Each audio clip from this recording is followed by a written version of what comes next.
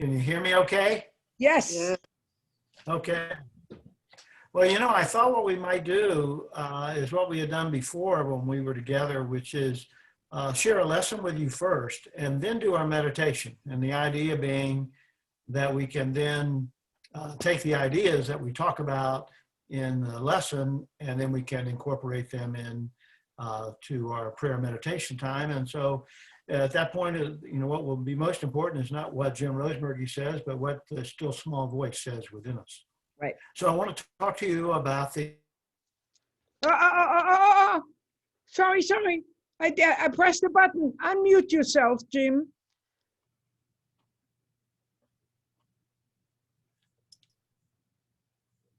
Okay, everybody else muted but me, is that it? That's right. Okay. Well, our lesson entitled The Creed of the Heart. And I want to begin by reciting for you an excerpt from a fictitious book entitled The Chronicles of the Spiritual Awakening of the Human Family. And we're going to have to do a little time traveling because this book, remember, it's a fictitious book. It was written in the year 2520. But the reason we need to be aware of it, this fictitious book, is because it was written about us. It was written about now. It was written about today. And so the excerpt goes this way. It began to happen in the early years of the third millennium, when ministers and priests and Islamic clerics and Buddhist and Hindu monks and spiritual leaders stood in front of the people that they served, and they held out their arms and they said, our God is love, our race is human, our religion is oneness. It was the beginning of the spiritual awakening of the human family. It was the birth of a new species of human being that would dominate the third millennium with love and compassion, with meekness and non-resistance. So close quotes. That's the excerpt from this fictitious book. Wouldn't it be something if the people in 2520 looked back at us and whatever had happened to them, and they said it actually started in the year 2020, in the early years of the third millennium, as there was a spiritual awakening in the human family. Maybe it comes out of a pandemic that sweeps across the world and people begin to look at things differently. And so here's what I'm thinking, that we're going to have a little series of lessons together. And this first one will be kind of an overview of each one of these proclamations of the Creed of the Heart. Our God is love, our race is human, our religion is oneness. And then in the next 3 weeks, or three times that we're together, I'll expand on each one of those statements. So today we get an overview, but next time we're together, we'll just expand and we'll focus on our God is love. Well, let me tell you how this creed came about. You may be aware that I wrote a column in Unity magazine for over 2 decades. And that column was about 600 words, and I was given the right to write about whatever I wanted to write about. And one of those times, the Creed of the Heart, it just rose up. And so I wrote about these 3 proclamations: our God is love, our race is human, our religion is oneness. And it caught on. I'm aware of 2 songs that have been written about the Creed of the Heart. I know of a ministry that actually has the Creed of the Heart on their letterhead. I know of a ministry in Spokane, Washington, and they actually have in their narthex, in their lobby, when you walk inside, it's a kind of a round area, and up on the wall, you can see our God is love, our race is human, our religion is oneness. As a matter of fact, I don't know if you can see this. This is a candle holder, and one church had these made up for the Creed of the Heart. And here's kind of another version of the Creed of the Heart. So it has gotten around, and obviously because those 3 proclamations, they they appeal to people. That it somewhere it touches them in their heart. So let's talk about our God is love. Our God has many names. El Shaddai, God of the mountains. It's translated as God Almighty. Just kind of, I know you're muted now, but just say El Shaddai. Just what a wonderful feel it has even in your mouth. El Shaddai and Adonai. Adonai. Another one of those words. It's just got a rhythm, a feel to it. Adonai, and that's translated as Lord. And sometimes it's peace, a wonderful counselor. The Bible says that God is love. And Jesus, who commanded cosmic forces, could have commanded us to do so many different things. He only gave us one commandment, and it was that we love one another.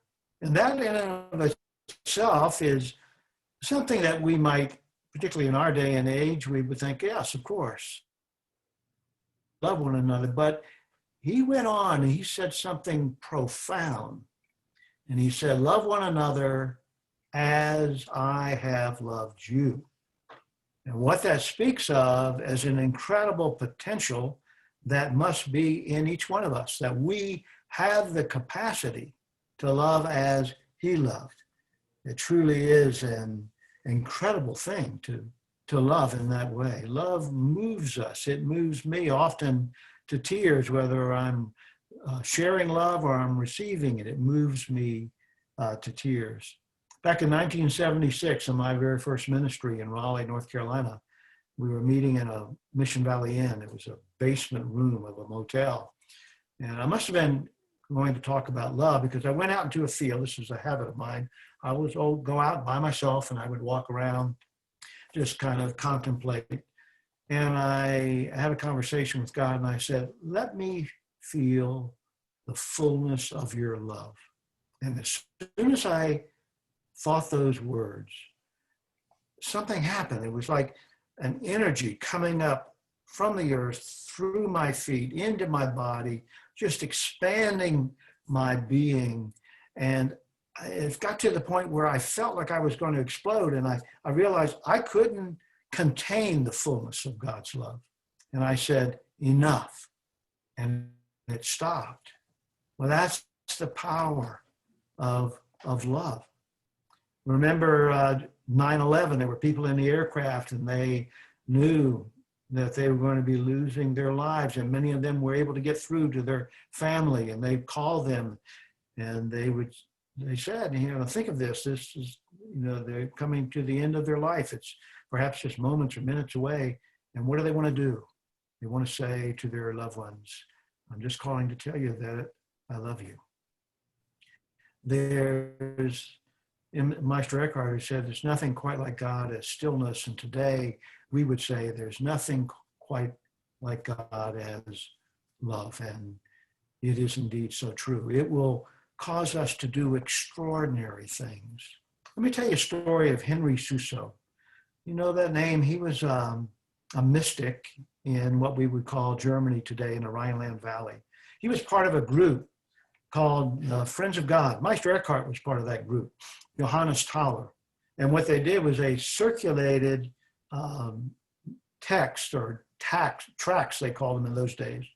And they were mystical writings, and they were reading and studying them. And Meister Eckhart was doing a lot of that writing, and Henry Suso was part of that group.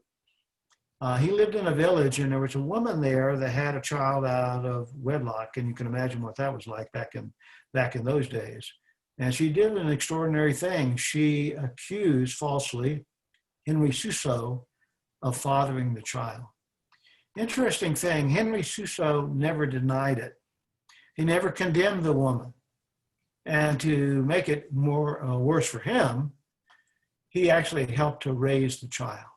So you can imagine the abuse that he felt from the villagers and from the religious authorities. And someone who knew that he had not fathered that child said to him, Father Suso, why is it that you have never denied this? You've never condemned the woman, and by all means, why in the world have you helped to raise the child? And Henry Suso's answer was simple and born out of a consciousness of love. And he said, because the child needed my help. That's it. That's what love does. Extraordinary. Love shocks us, does it not? Mm. Let's go back in history for a time to Jesus' time and pretend that each one of us were a Jew in Palestine. And there's a squad of Roman soldiers that are coming through our village. And there's a Roman, he looks over at us and he says, you, come. And so you walk over and he hands you his burden. He hands you his shield, or he hands you his pack, and he says, you will carry this for a distance of what we would call 1 mile. Because there was a law in those days that compelled someone to carry a Roman's burden for that distance. And so you as the Jew, you take hold of that burden and you're walking with it. And that Roman is pulled forward just a little bit in front of you. He's looking over his left shoulder at you, a little sneer on his face, because he's the conqueror and you're the conquered, and he can see the rage in your face, that your face is flushed red, not with the heat of the Palestine sun, but with the rage you feel inside of being compelled to do this by this Roman. And so you walk along and he's walking in front of you. And then you walk the distance about that mile and you can see the Roman, he's looking around, he's looking for someone else to carry his burden. And it is in that moment that it pops into your mind, this statement of this itinerant rabbi, this Jesus of Nazareth, who says to you, if a man compels you to go 1 mile, go with him another. And so you say to that Roman, may I carry your burden another mile? The Roman is shocked. He can't speak. He just nods his head. And so you walk on together. Except now, this Roman, instead of walking in front of you with that sneer on his face, he walks beside you. And it's 2 people walking side by side, not a conqueror and a conquered, but 2 people walking together. Transformation takes place, the change and shift in consciousness. That's what love does. Compels us to do strange things. It shocks us when we receive that love, or it opens our hearts when we share it. You know, if God was a person and spoke our name, would speak your name, my name, with exceeding tenderness, because that's how great is this love.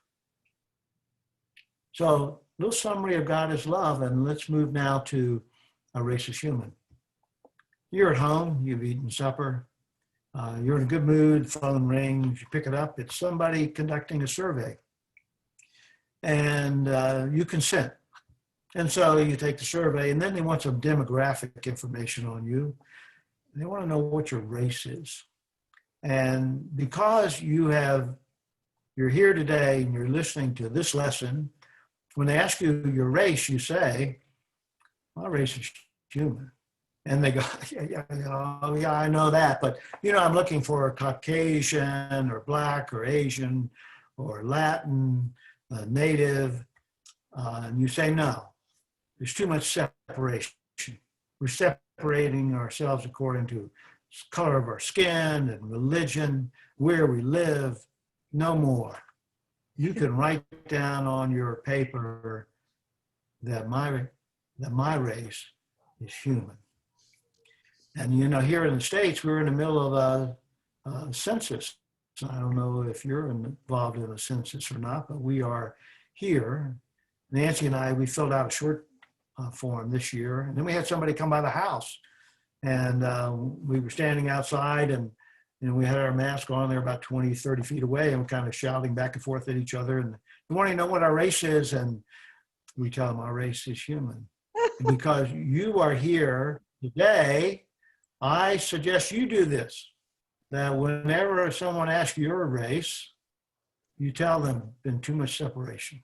My race is human.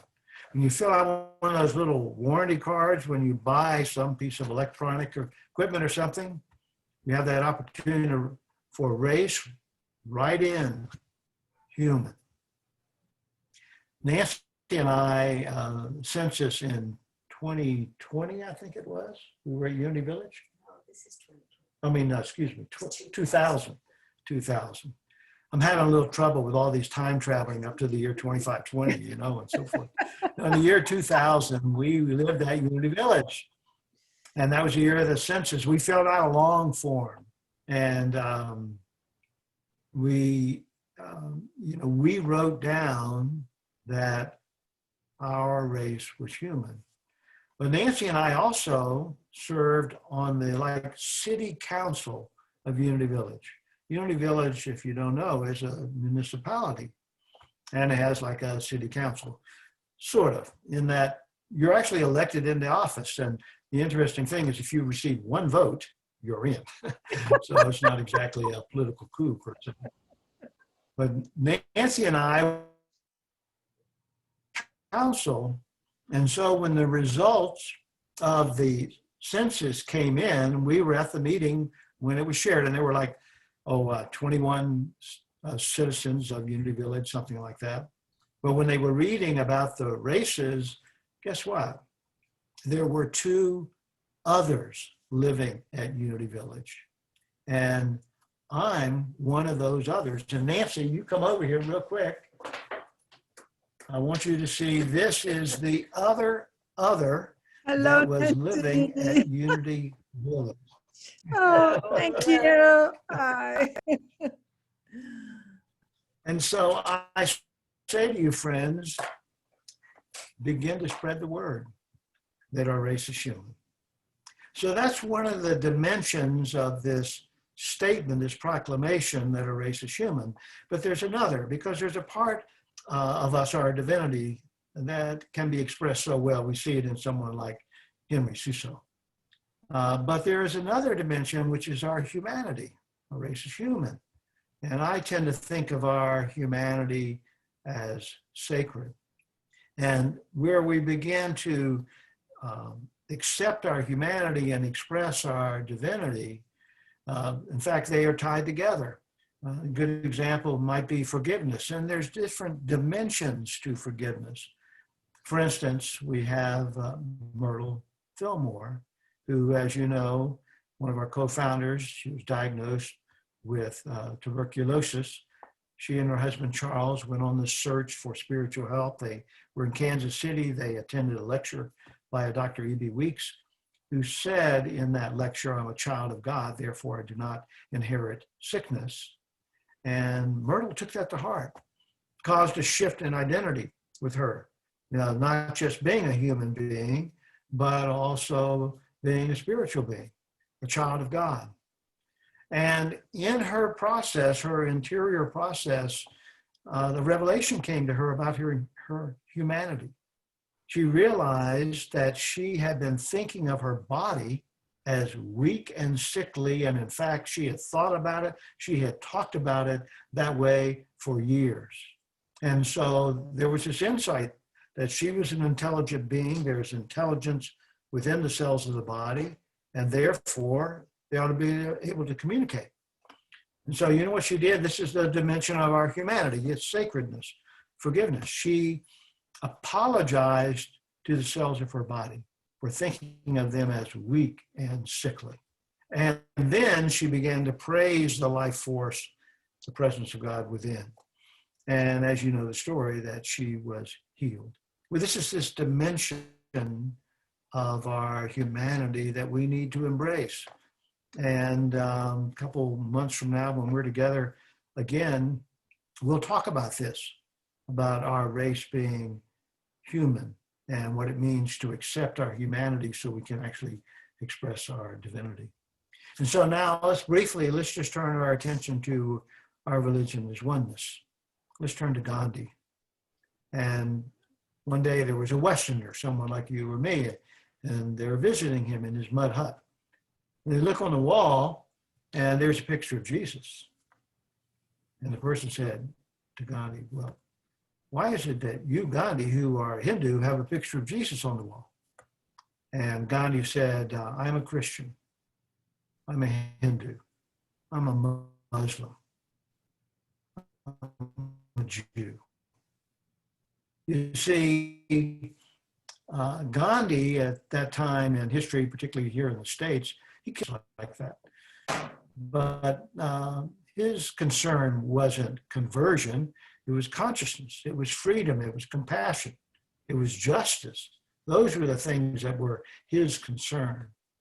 And so I love what you do and what Maya does each time you're together with the lighting of those candles, just the honoring of these other religions of the world. And ever since this idea was taking hold in me of our religion is oneness, I've done the same thing in my own way, where I would stand up on a Sunday morning, every single Sunday morning, and we would begin our time together in prayer and oneness. We would hold hands.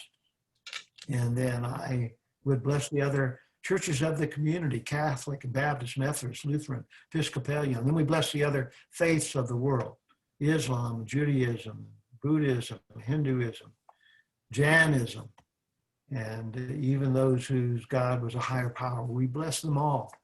So it was a way of expressing and putting into practice this idea that our religion is oneness. And if we say that our religion is oneness, we have to find ways that we actually express it.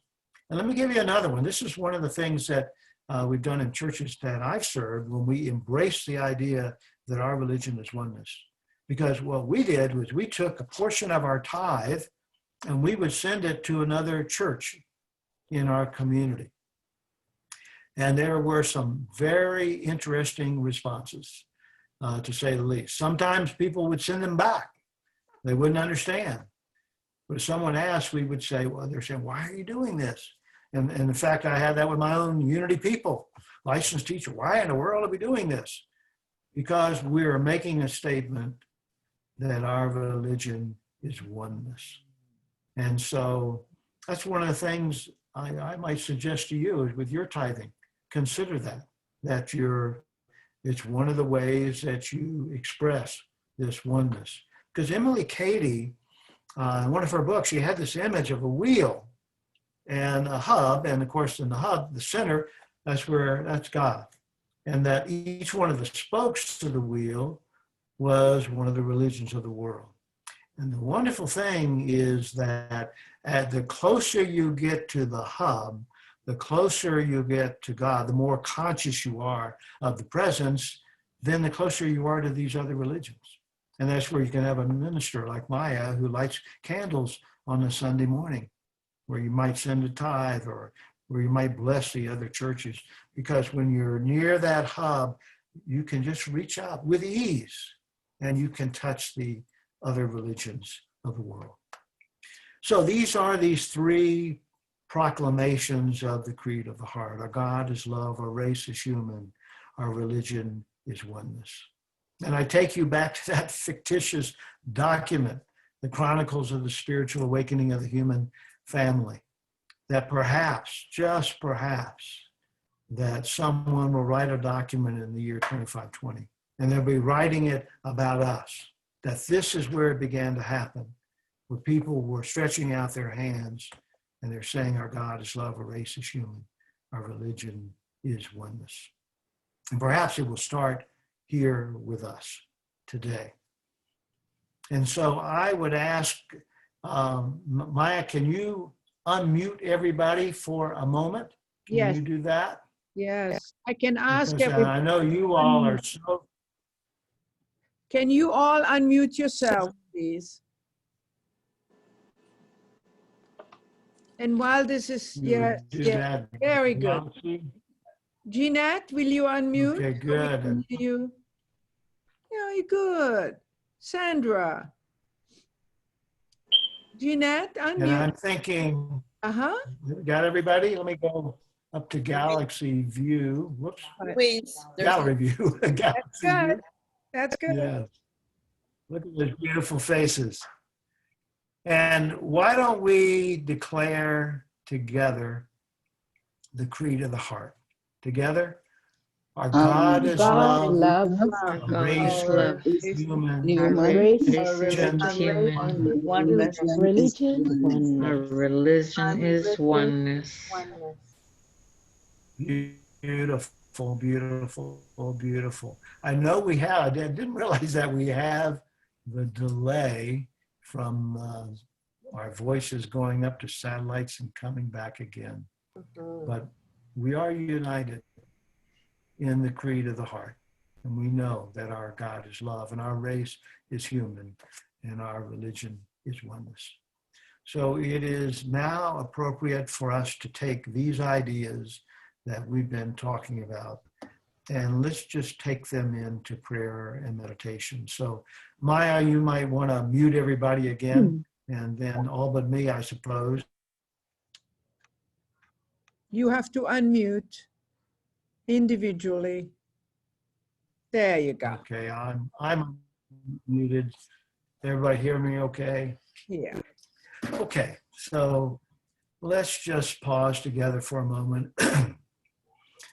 Close your eyes if you like and take a deep breath.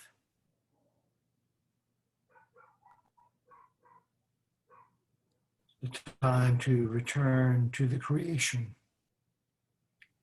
where all the letting began.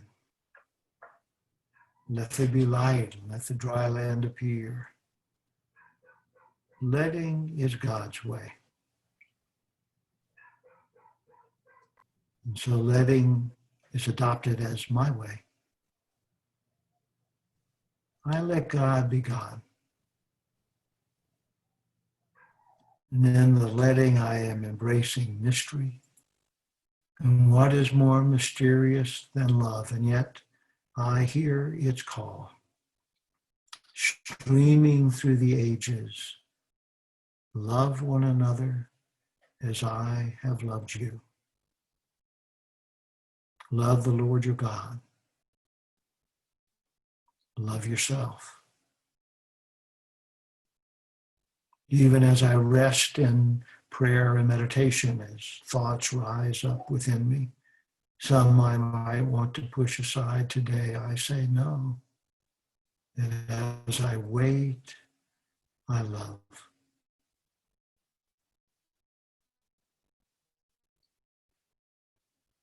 So love has its way with me,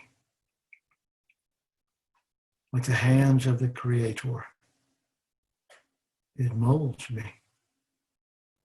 It reveals the truth of my being. I am most alive when love is pouring from within me.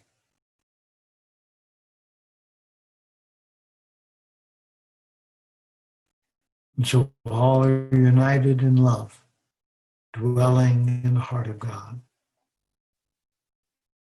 And there is but one race, a race that is human. The same blood flows in us all.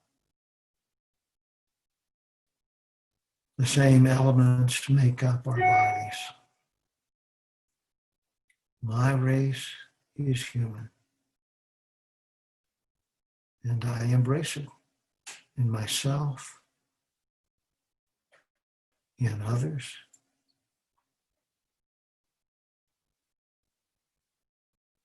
I do not judge by appearances. I see with the eyes of spirit, beings of light.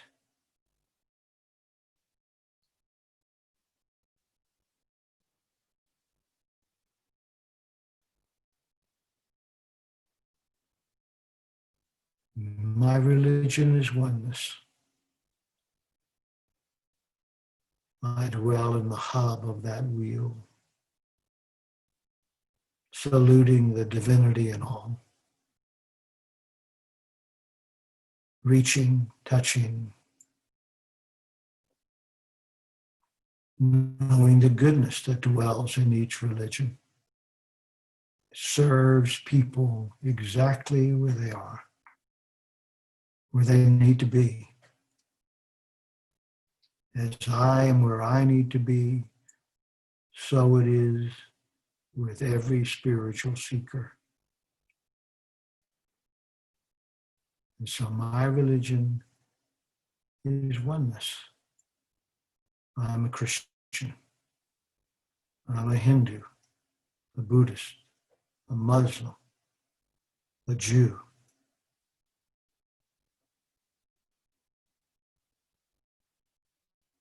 I am one whose God is a higher power. And so, having proclaimed the creed of the heart, I rest now for a few moments in the heart of God. Truly all is well.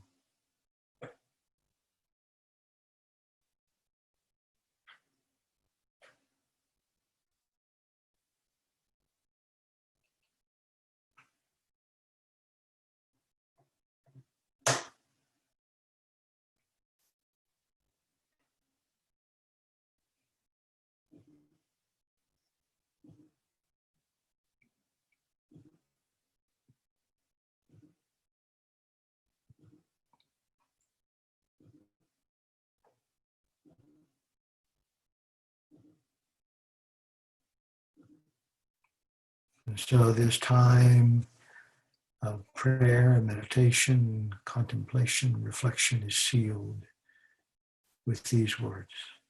Our God is love, our race is human, our religion is oneness. So we take another deep breath. Let the rise and fall of the chest bring us back to this time and place where, although miles apart, we are united, where there's only one presence, one power, one mind, one heart, one great soul yearning. And so it is. Amen. Thank you. Ah, Ah, you right. bet. Thank you, Jim. Thank you. Thank you. Wonderful. I'm You going to bet. have you all with us. We are coming to that part where we bless the treasures in our lives as a foundation of our ability and willingness to donate and support financially the ministry that is Unity Center of Montreal. And I will read that old affirmation that we've been using at this place. Instead of us holding our donation, we are thinking of that which is in our lives, tangible and intangible expression of our time and talent. And we're blessing it for a moment. For it is, as we said, the foundation from where we then feel the willingness to give. Divine love is doing its perfect work here and now. Divine love harmonizes. Divine love adjusts. Divine love prospers. And divine love foresees everything,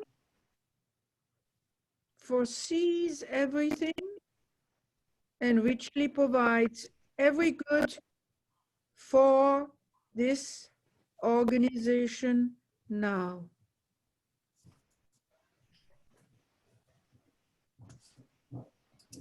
Divine love is now victorious. And I know that you are in spirit with me when we say, and so it is, in my life, in your life, in our life. Amen and amen. One more time, a heartfelt welcome to all of you for having joined this morning. We have a couple of announcements. We have our ongoing noon meditation, short, 15-20 minutes, where we gather via Zoom every day at noon. it's a good discipline in this time that hopefully carries over into what is future. And then on Wednesday, we have Reverend, I'm just giving you a Reverend title, Wilma. Wilma is doing a class on Eric Butterworth's book, Unity, the Quest for Truth, where it's a study group meeting at 5 on Wednesday. And I invite you all to join in. Very lively. We don't just read, we really discuss lively discussion and a camaraderie, a sense of camaraderie. All right, we're coming to the end of our service. We're going to keep the Zoom room open. Anybody wants to stay and be with each other, and maybe you have a story to tell, maybe you have a question to ask, maybe Jim will stay for a little while. I'm going to stop the recording now.